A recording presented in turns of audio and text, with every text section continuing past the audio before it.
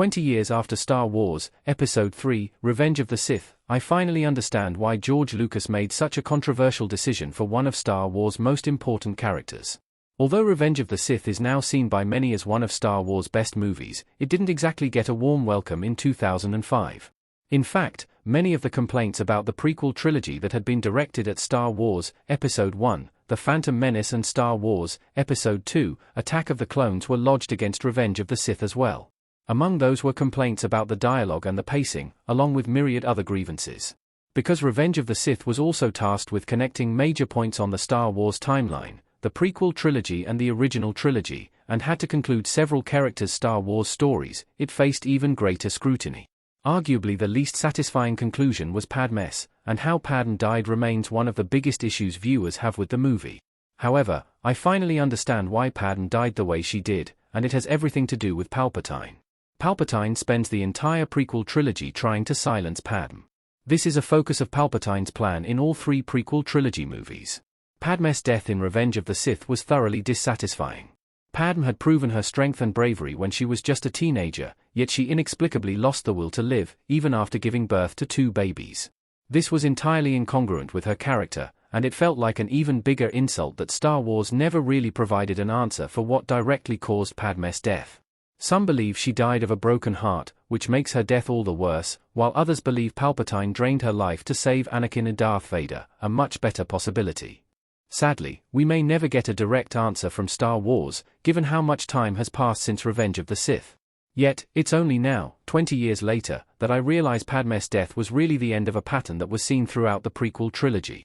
That is, throughout all 3 prequel movies, Palpatine was obsessed with trying to silence Padme in one way or another. In The Phantom Menace, this takes the form of Palpatine informing the Trade Federation that Padme, or Queen Amidala, at that point, would be easy to control as they were targeting Naboo. Palpatine is also shown trying to control and manipulate Padme himself, acting as her mentor when he was actually making her a pawn in his larger scheme. Of course, this didn't work at all as he'd hoped, and Padme actually played a pivotal role in the Battle of Naboo and stopping the Trade Federation. In Attack of the Clones, this focus on Padme continued, so much so that the movie kicks off with the assassination attempt on her life.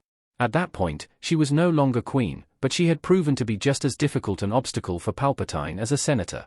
Specifically, Padme's vocal opposition to the Military Creation Act, which advocated for the creation of an army for the Republic, directly threatened Palpatine's plan. He needed that army not only to carry out the Clone Wars but also to eventually execute Order 66. Palpatine uses Padme's marriage to Anakin to silence her. Palpatine intentionally turns Anakin against Padme because it's his one chance to truly stop her. Anakin force chokes Padme on Mustafar in Star Wars, Episode 3, Revenge of the Sith. Despite these attempts to manipulate, limit, and even kill Padme, she endured. In fact, she only posed an even greater risk to Palpatine in light of her crucial role in the delegation of 2000, which opposed Palpatine's rise to power. At this point in Revenge of the Sith, it's clear that Palpatine cannot stop Padme with conventional means, including any of the methods he'd already attempted. Instead, Palpatine used his one last trick in the book, weaponizing Padme's husband, Anakin Skywalker, against her. Although it's only shown in Revenge of the Sith's deleted scenes, Palpatine directly told Anakin not to trust Padme, planting the seed that would eventually become his violent accusations on Mustafar.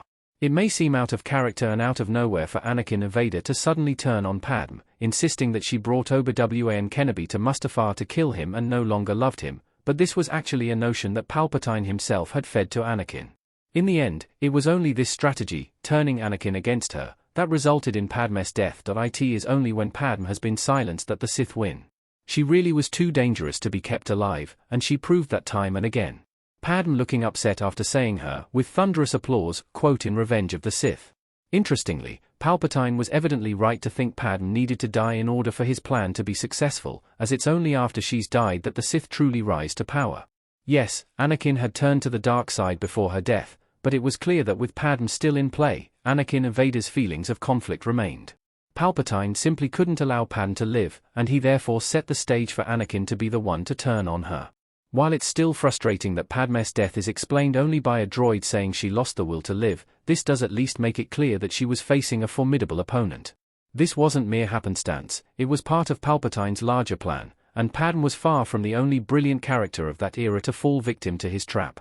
This can't entirely ameliorate the lackluster explanation for Padme's death in Star Wars, Episode 3, Revenge of the Sith, but it at least makes this unpopular Star Wars decision make a bit more sense.